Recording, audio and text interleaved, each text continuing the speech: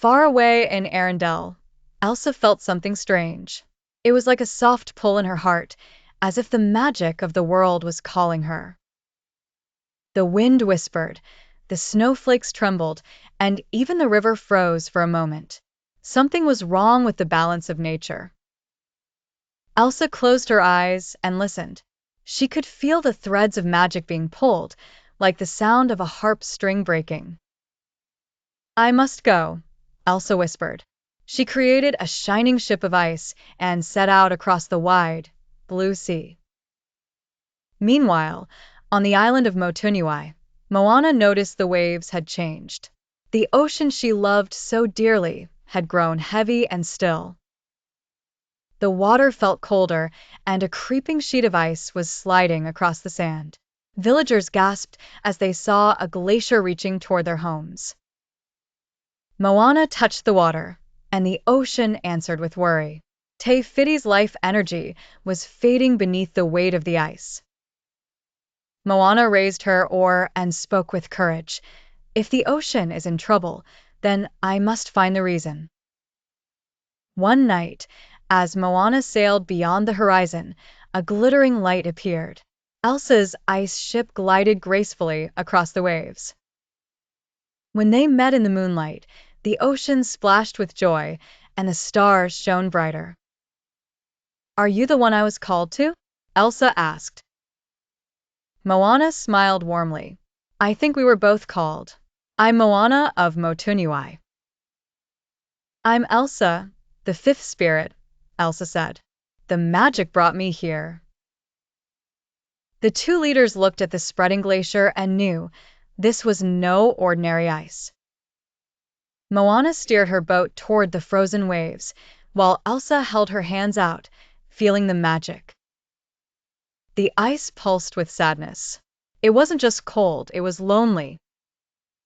This glacier is alive, Elsa explained softly. I can feel a spirit inside. It is crying, lost and afraid. Moana placed her hand on the ice. Then we must help it, not fight it. They journeyed together, following the glacier's path. Mountains of frozen towers rose around them, glittering under the sun but dangerous to the islands.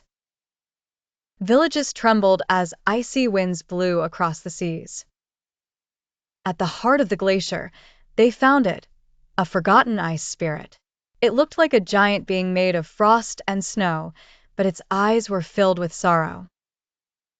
The spirit spoke in a voice like breaking icicles. I was left behind. No one remembers me. So I built my world of ice to be safe, but now I have covered the seas without meaning to. Moana stepped forward first.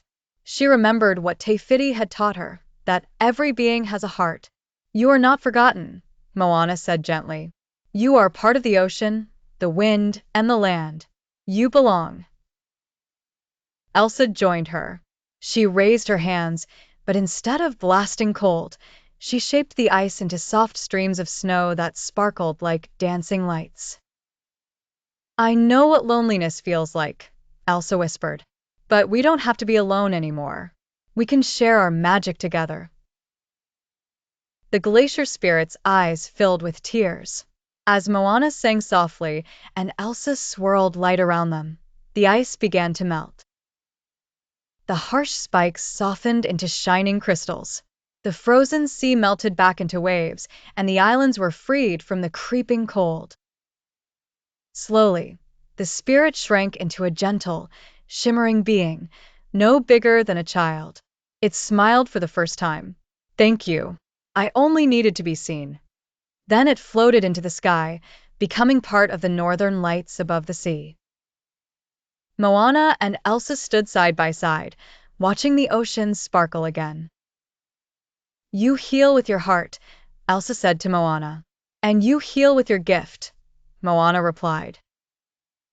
They laughed, knowing they had saved both the ocean and the spirit of ice. They also understood something deeper. Though they came from different worlds, both had been chosen to protect life and balance. As the sun rose, the two friends sailed together, their spirits light. The ocean played happily once more, and the magic of the world was safe again. And so, Elsa and Moana became not only heroes, but sisters of the spirits, forever bound by courage, kindness, and friendship.